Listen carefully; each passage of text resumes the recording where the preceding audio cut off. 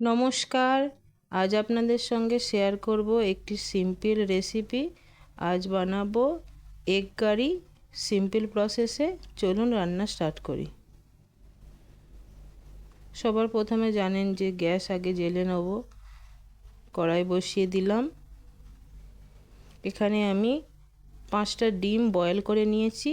10 minute এটাকে medium ফ্লেমেতে আমি boil করে তারপরে ঠান্ডা জলে কিছুক্ষণ ভিজিয়ে রেখেছিলাম। দিতে এরকম সুন্দরভাবে ছেড়ে গেছে কলাগুলো। আর এরকম করে একটা ছুরির সাহায্যে ডিমের গাগুলো কাট করে নেব, যাতে এর ভেতরে মশলা ঢোকে। একটু ডিজাইন করে দিচ্ছি, আপনারা যেরকম করে পারবেন সেরকম করেই করবেন। এরকম করেও করতে পারেন, আবার যেরকম পারবেন সেরকম করবেন। সব ডিমগুলো এরকম করে আমি ছুরির সাহায্যে গাগুলো একটুখানি কেটে দিলাম।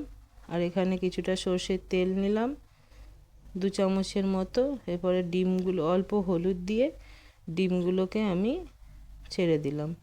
অনেকে ডিমের গায়ে হলুদ মাখিয়ে তবে রান্না করে, কিন্তু এরকম করে করবেন, তেলেতে দিয়ে দেবেন, তাহলে দেখবেন প্রত্যেকটা ডিমে সুন্দরভাবে হলুদের লেগে যাবে, কোটিং এসে যাবে।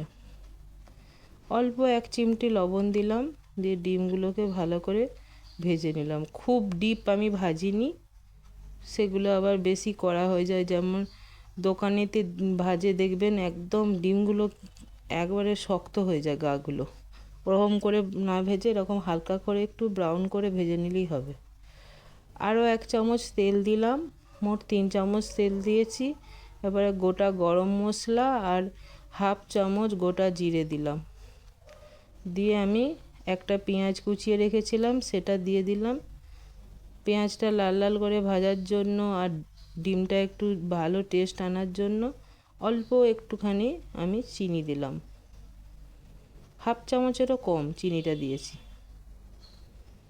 দিয়ে একটু 1 মিনিটের মতো ঢাকা দিয়ে পেঁয়াজটাকে একটু লাল করে ভেজে নিলাম।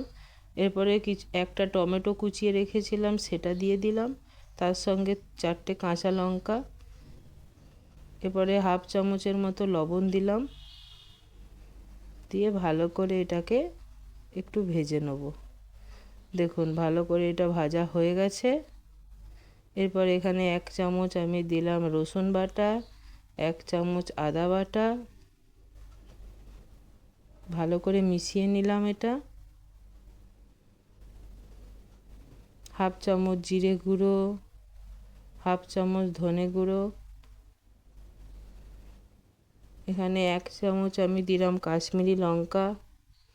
দিয়ে ভালো করে মশলাটা একটু মিশিয়ে নিচ্ছি।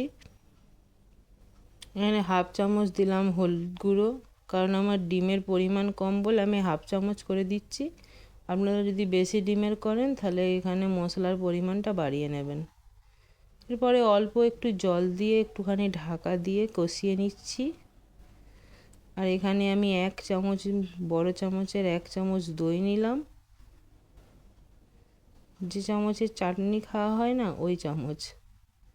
যে চামচটা আমি দই ফেটাচ্ছি ওর থেকে 1 সাইজ বড় চামচে ভালো করে ফেটিয়ে নিলাম দইটাকে। দিয়ে গ্যাসের ফ্লেম কমিয়ে এটাকে ভালো করে কষিয়ে নিচ্ছি। ভালো করে মিশাতে হবে এটা, নাহলে ছেঁড়া ছেঁড়া হয়ে যাবে। এরপর ঢাকা দিয়ে মিডিয়াম আঁচে এটাকেও 1 মিনিটের মতো কষিয়ে নিলাম। দেখুন কত সুন্দর হয়েছে মশলাটা। সেম প্রসেসে আপনারা একবার এরকম বানিয়ে দেখবেন ডিমের কারি, খুবই ভালো লাগবে। রুটি, পরোটা, ভাত, এমনকি ফ্রায়েড রাইস এইসবের সঙ্গেও ভালো লাগবে। যারা আবার চিকেন বিরিয়ানির সঙ্গেও খেতে পারেন এরকম বানিয়ে। এবারে যে একটু জল দিয়ে দিলাম, দিয়ে ফুটিয়ে নিয়েছি। দিয়ে ঢাকা দিয়ে দিলাম ডিমগুলো দিয়ে। 1 মিনিটের মতো এটা ঢাকা দিয়ে দিয়েছিলাম। অল্প একটু ধনেপাতা কুচি দিলাম, খুব সামান্য। দিয়ে বেটে একটু করে 1 মিনিটের মতো আবার ঢাকা দেবো।